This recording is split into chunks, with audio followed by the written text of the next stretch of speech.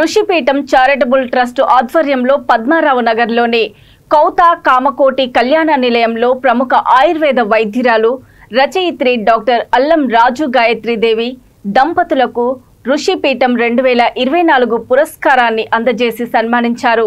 ఈ కార్యక్రమానికి ముఖ్య అతిథిగా హాజరైన తెలంగాణ హైకోర్టు న్యాయమూర్తి జస్టిస్ కె లక్ష్మణ్ మాట్లాడుతూ భారతదేశంలో సనాతన ధర్మాన్ని దాని ఔన్నత్యాన్ని పరిరక్షించుకోవడము భావితరాలకు అందించడము మనందరి బాధ్యత అని ఆయన అన్నారు.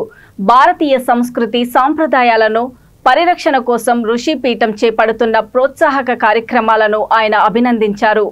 వారిని గౌరవించుకోవడం అంటే ఆయుర్వేద వైద్యాన్ని ఆయుర్వేద విద్యను గౌరవించినట్టుగా ఆయుర్వేద మహర్షుని సత్కరించుకున్నట్టుగా భావిస్తూ ఇప్పుడు ఆ సత్కార కార్యక్రమాన్ని నిర్వహిస్తున్నాం.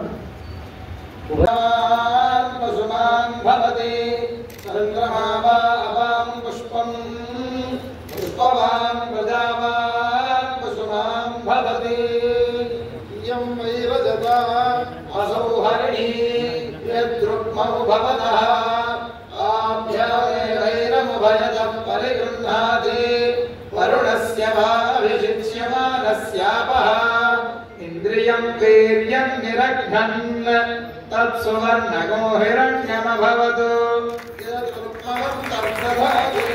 इंद्रियस्य वीर्यस्य निघाताय शतमानो भवति शतक्षरः आयुष्येवेन्द्रिये प्रतिष्ठति आयुर्वै हिरण्यम् आयुष्या एवैनमभ्यतिक्षरन्ति तेजो वै हिरण्यम् तेजस्या एवैनमभ्यतिक्षरन्ति वर्चो वै हिरण्यम् वर्चस्या एवैनमभ्यतिक्षरन्ति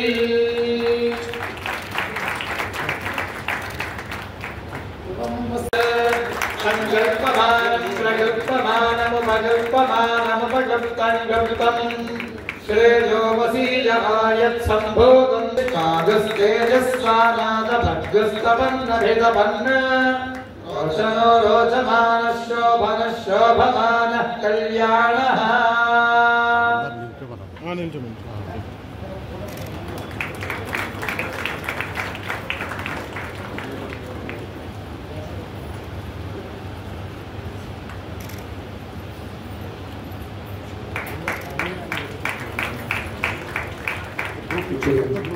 अंदर ग्रुप सर ग्रुप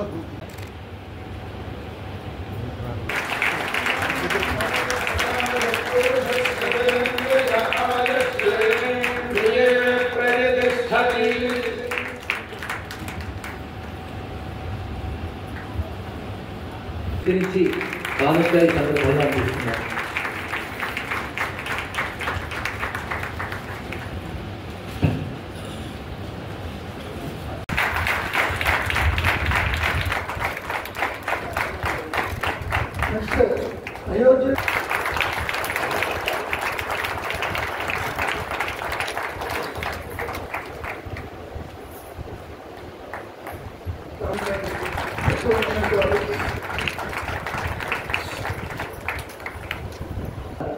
కాలమానం పంచాంగాన్ని అంటే అది క్యాలెండర్గా మనం చూసుకోవచ్చు.